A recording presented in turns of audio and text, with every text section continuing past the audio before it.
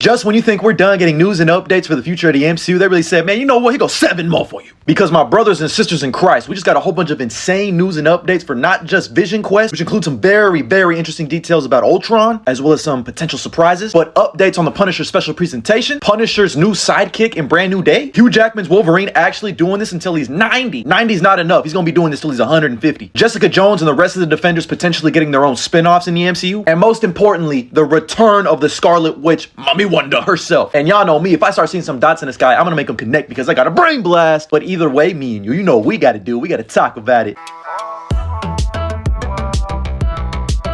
And boom! Man, you know what? Doom! You looking for this? So according to industry insider Daniel RPK, he's reporting that Marvel Studios reportedly has plans for Hugh Jackman to play Wolverine even beyond Secret Wars. Yeah, I guess Crazy Head played. Yeah, we all thought that till he was 90 joke was just a joke, but I don't think it's a joke anymore. And honestly, I don't like this. Let that man rest. Stop it. Get some help. We don't need any more Hugh Jackman's Wolverine. Matter of fact, we could chill on Wolverine for a couple of years and just focus on the core X-Men first. And I'm trying to make sense of this because I feel like this has been a report that has happened like throughout the past couple of years. I don't know if I'm putting that much stock into it, but if he does return, at least this version of Wolverine, maybe just as a mentor to Laura becoming X-23 in the MCU, I don't know. I'm really hoping and praying that Secret Wars is his last hoorah, so we'll have to wait and see though. Just give me this team up in live action one time and I'm good. But I want to know what you think. Would you be excited for more Hugh Jackman's Wolverine even post-Secret Wars? I mean, if you were to ask James McAvoy, he would say that no one can replace Hugh Jackman, not even AI. They'd be like, nah, he got it. Nah, he just like me for real. While we're on the subject of the X-Men, Evan Peters says that he would love to return and reprise his role as Quicksilver, saying it was such a fun character and there's a lot more to explore with his lore. Evan, brother, you are Ralph fucking Boner. You, me, your grandma, your mama, a lot of us are still fucking pissed off about that reveal. That's worse than the Mandarin twist. The Mandarin twist has actually aged pretty well, but there is a way that this could age well, and that's the prevailing theory that the X-Men still exist in our universe. They've just become normal people. Kind of like that spell that makes you forget. So maybe after Secret Wars, he could be Quicksilver, but we'll just have to wait and see. But moving on over to the street level side of the MCU, head of Marvel Television and Animation, Brad Winderbaum, was asked if we might see a Jessica Jones spin-off series. All he had to say is maybe sooner than you might think. And during the same interview of the Phase Hero podcast, Christian Ritter also teased that there's still so many more stories in development for Jessica Jones in the MCU, saying there's a lot of stuff that I felt there was room to explore, and Brad and I talked about it, and I'm not going to say any of it because we're going to be doing it. Damn, that's a hard launch for real.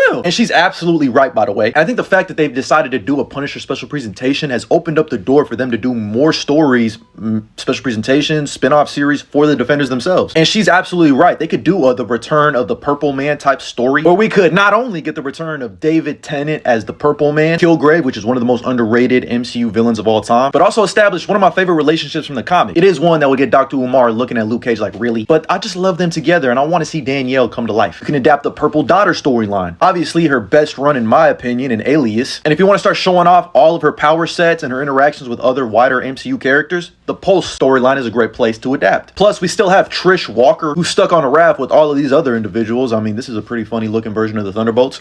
Regardless, this is great news because it could lead to us getting even more spin-offs, special presentations for the rest of the Defenders. Give me a Heroes for Hire or Daughters of the Dragon. I need all of it. Now, moving on over to Vision Quest news because it's got me the most excited. During the same interview on the Phase Hero podcast, showrunner Terry Matalas gave us a lot of information on Vision Quest. One of those being that he's directed the final 2 episodes of Vision Quest, which Brad Winderbaum himself said, you guys are not ready. It's got some of the most insane MCU moments of all time. And even Terry Matalas himself said, as a Marvel fan, that last episode is like a wet dream come true. But Terry Matalas also revealed that James Spader and Paul Bettany as Ultron and Vision are the core dynamic in Vision Quest. And I absolutely love to hear that because this show, bro, we have Ultron and Vision just spitting bars at each other. We already got a banger Ultron quote from the teaser. You're a ghost haunting your footsteps. That's called motherfucking bars. And he also revealed that every episode of Vision Quest feels like its own different, unique movie, which has me feeling like Vision Quest is going to be toying with the WandaVision approach and just giving us a bunch of different tones, filmmaking practices, and just give us the entire gambit, mon ami. As he also teased what Vision's journey is going to be in the show. He's trying to find a way to identify with who he was, but it is difficult as he is out in the world and seeing humanity in a more direct way. And mind you, we already know that we're going to see human forms of most of the AI from the Marvel Cinematic Universe, mainly Ultron, Edith, Jarvis, Friday. But one that they haven't brought up is Jocasta, who Tania Miller has been confirmed to be cast in a role. And if you don't know, she's basically a bride that Ultron tried to make for himself with Janet Van Dyne in the comics. Don't think they're going to be going that route, but either way, this could be a very interesting common enemy for Vision and Ultron to have to team up to try to stop, or, you know, she could just be the wife to Ultron in the show. And don't forget, they've been teasing Jocasta all the way back since Age of Ultron. But it definitely feels like they're going to be pulling inspiration from Tom King's Vision, which, come to think of it, felt more like what WandaVision was, but probably a different spin on it. Might even get introduced to Vin and Viv. There And mind you, it's already confirmed that Ruri Malika is playing an aged up version of Tommy, aka Speed. Which leads me to my next quote. Terry Metalis saying that Vision Quest is a direct sequel to WandaVision. And if we treat everything I just said like a math equation, Tommy plus Vision plus this being a sequel to WandaVision means that we're getting the fucking Return of the Scarlet Witch, or at least a tease and mention that she's still alive. I'm guaranteeing that. Because what is theory, if not delusion persevering?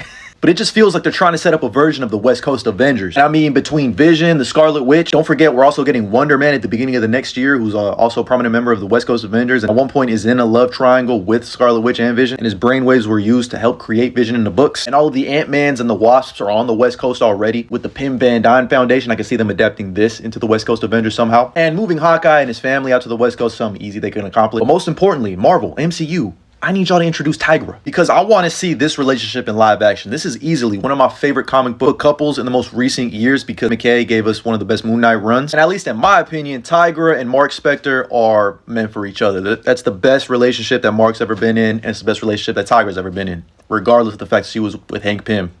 To sum it all up, give us the West Coast Avengers. What are we waiting for? But moving on over to the Punisher special presentation and Punisher news in general, Brad Winderbaum teased why we should be excited for this special, saying we're in the editorial right now. It's written by John Bernthal and Ray Green, who is our director, and it's shot by Robert Elswit, an Academy Award-winning director of photography, and incredibly acted by John. It's really emotional and wild. And yeah, from the set photos we've been getting of the Punisher special presentation, it looks like it's just going to be a quick 45-minute to an hour banger. I think Manucci's going to end up being one of the main villains. And not only is Frank the big bad Punisher going to get a new fit, looking dripped up left, right, and down with a slightly new Punisher logo, but he's also going to get a low bald fade. And screaming, let me tell you something. But I got hella videos breaking down what I think the Punisher special presentation is going to be about, so go check those out. More interestingly is this rumor that John Bernthal's Punisher will reportedly team up with a female sidekick in Spider-Man Brand New Day. Now, the source is Jeff Snyder from the Hot Mic podcast, so take it with a grain of salt. This isn't the first time we heard that he's going to have a female sidekick, but more importantly, they said that she's a black female sidekick. Now, this could potentially be referring to Rachel Cole Alves, which I think definitely makes the most sense. Maybe the Punisher doesn't have like a female sidekick, but he has like an accomplice. I feel like maybe it could be Liza Colon Zayas, who we saw in this set video in Spider-Man Brand New Day talking to Spider-Man, so I think she is a detective for the police force, and you know, she's cool with Spidey, similar to his relationship with Yuri in the Insomniac Spider-Man universe. And maybe she's playing a version of Jean DeWolf, like the Ultimate Universe's version of Jean DeWolf, who gets murdered by Punisher because she's secretly working for Kingpin, and maybe she's working for someone else in this movie. I don't know, it's just a crazy theory. But regardless, I like this news. Hell, I love it. But that's all the new news and updates we got about the future of the MCU. My thoughts, theories, and opinions. Let me know what you think about all of this down in the comments below. And as always, like and follow for more.